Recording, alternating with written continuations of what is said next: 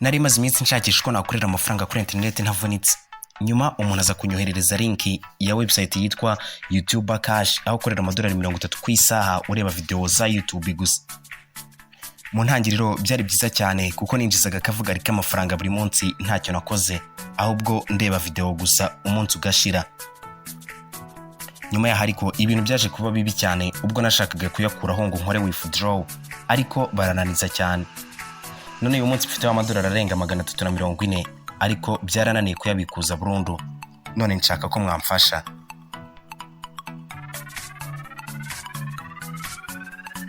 Uyu ni umwe mu bakunzi bacu batwandikiye ubu butumwa adusaba ko twamwereka uko yabikuza ku rubuga rwa YouTuber Cash, rumwe mu z'abantu benshi bagiyeho, ariko kubikuza amafaranga bikaba byarabaye ingorabahizi. Muri iyi minsi ndi kwakira mwene izi message zimbwira gutya, bakambwira ngo mbe nabaha ubufasha cyangwa se bakorereho video ibyerekana. Ku rubuga rwa YouTuber Cash niho honyine gusa gukorera amafaranga byoroshye muri iyi si nzima, aho kureba video ku munota umwe gusa baguhereza amasenti 50, aya ngara arenga amafaranga y'u Rwanda 500 kureba video gusa byonyine. Mu isaha imwe ubukoreye $30 agera kuri 30, hanyuma amasaha 3 waba umaze gukorera $90. Ku kwezi aya ngaya bamaze kuba $2,700, aragera kuri miliyoni 3 z'amafaranga y'u Rwanda ureba video gusa. Ese koko ibi byaba ari ukuri cyangwa no gukabya? Ese urubuga rurizewe? Kubikuzaho amafaranga soba wakoreye byo byaba bishoboka cyangwa no guta umwanya wacu w'agaciro gusa? Niba uri mu bakoresha urubuga ukaba wibaza bimwe muri ibyo bibazo, icyo usabwa no kureba iyi video kuko ari byo tugiye kugarukaho. Turagusangiza byinshi kuri urubuga umenye icyo ari cyo, uko rukora, uko warukorera amafaranga, ariko cyane cyane niba rwizewe, niba wabikuza amafaranga uba wakoreye koko. Turaza kwifashisha imbuga nka SCAM Advisor, Trustpilot, whois.com n'izindi, ndetse tuze no kubagezaho umwanzuro niba ari scam, byose turabibabwira. Ikindi kandi uza kumenya ni izindi mbuga zikora nkazo neza nazo uraza kuzimenya. Turaza ariko no kubagezaho uburyo bwizewe cyane wakoreramo amafaranga kuri internet mu gihe twasanga ubu buryo bwaba ari scam. Nk'ibisanzwe YouTube channel yitwa Menya. Ndakubisa niba utarakora subscribe yikore, ukore no kunzogera ubundi ukurikirana ibiganiro byuje ubwenge ndetse n'amahirwe atandukanye yuko wabyaza umusaruro internet n'imbuga nkoranyambaga mu buryo bworoshye cyane. Muri kumwe na Mr Buda, muhawe ikaze.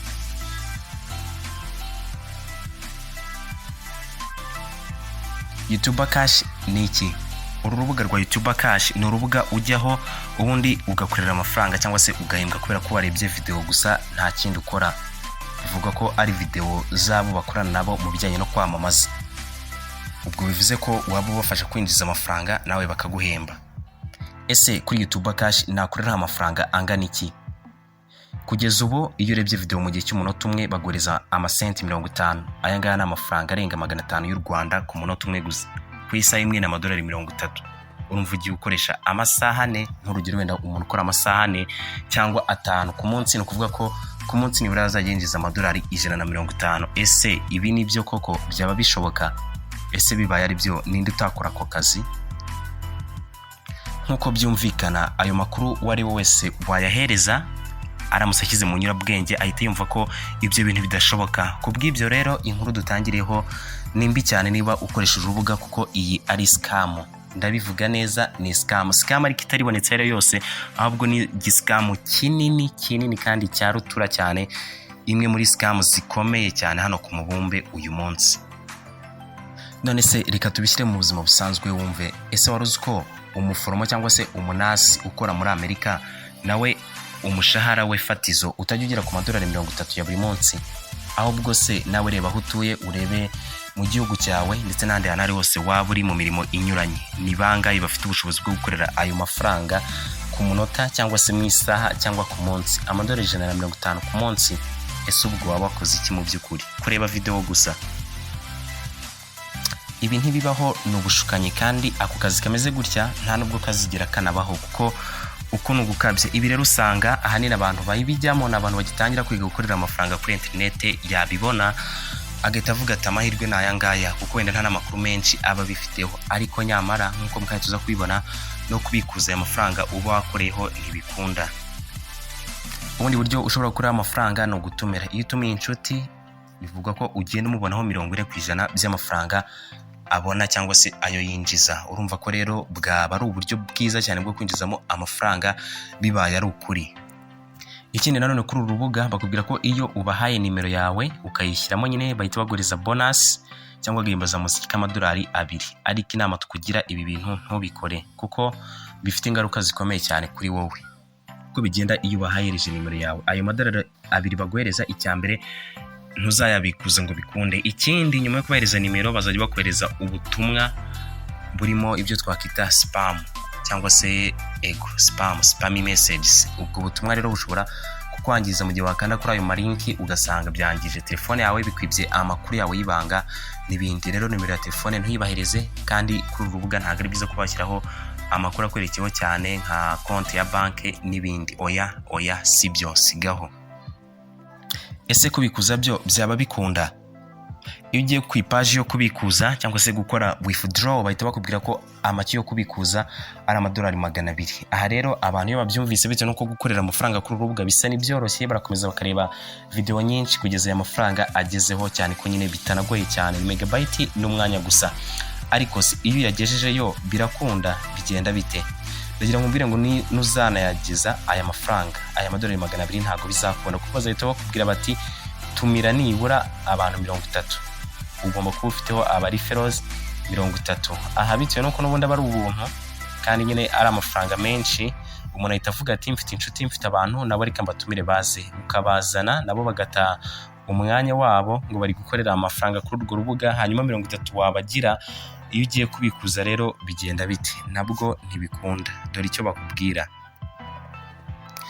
Iyo ukoze application yo gusaba nyine kuba wabikuza, bakubwira ko konti yawe bagiye kuyiverifya cyangwa se kuyemeza mu gihe kiri hagati y'iminsi 30 n'ukwezi kumwe ndetse n'iminsi 60 n'amezi 2. Ugategereza, benshi barategereza bakaruha bagasanga baranabyibagiwe. Gusa hari n'abakomeza bakareba video bavuga bati nibyemera tuzabikuza akayabo duhite tuba abakire. Ariko inkuru ibabaje nuko ibi atari byo kandi ntibikunda. Iyo minsi 30 irashira, amezi 2 agashira, wasubira bakakubwira bati konti yawe ntagira aba verified, ugategereza amaso agera mu kirere. Ndagira ngo mbwire ngo nta withdraw proof nimwe ushobora kuba wabona kuri urubuga yabaye. Nta muntu n'umwe urabikuzaho, ndetse bigaragara ko nta nuzabikora. Ukijyaho ikintu bagushukisha uhita ubona utu message, utuntu uri kugenda ubona ati uyu muntu akoze habayeho withdraw payout ya amafaranga ari no hejuru cyane, bakagenda babikwereka.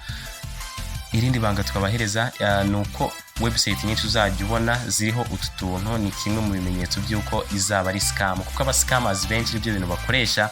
Rero abantu batamenyereye ibintu byo kuri internet agahita abona nibyo, umwanya we ugashija muri ibyo ngibyo.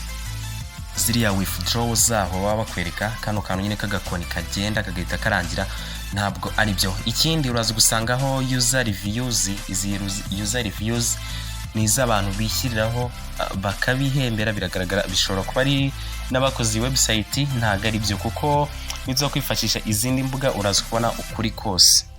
Ikindi kuri support yabo nayo ntikora neza. Hanyuma reka tujye kuri scam advisor. Murabona ko uru rubuga rufite inota 1%.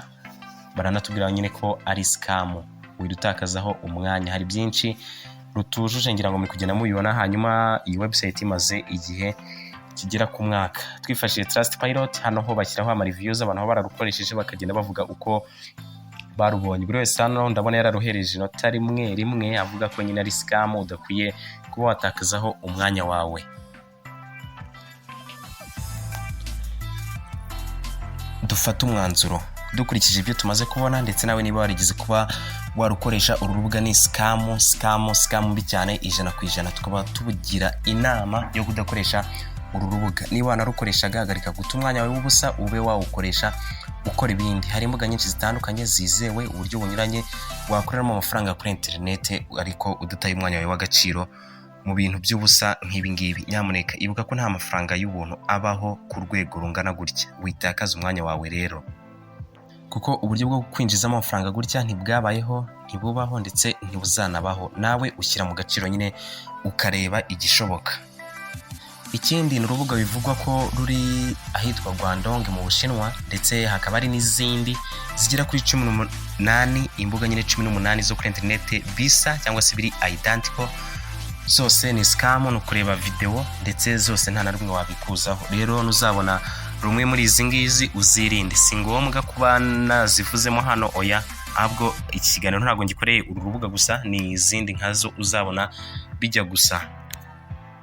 Izo mbuga rero zirimo youtuber.news, hakazamo youtuber.money, hakazamo chancer.xyz n'izindi, ndetse hari n'izindi nabakoreho mu minsi yashize. Hari urwitwa WinTube nayo iriya ni scam, witakaza umwanya wawe niba wanayikoreshaga.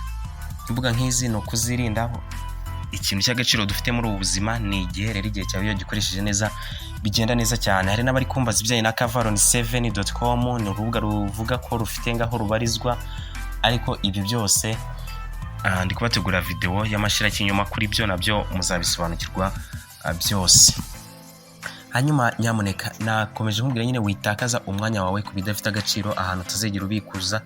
Ni amahirwe n'amake arimo. Niba kuko wumva ushaka gukorera amafaranga kuri internet ya nyayo, ukaba wabikuza kandi mu buryo nyine bwizewe 100%, ndagira ngo nkubwire ngo hari uburyo bwinshi bunyuranye kandi bukora bwizewe ushobora kwinjizamo amafaranga wifashishije telefone yawe cyangwa mudasobwa yawe kuri internet.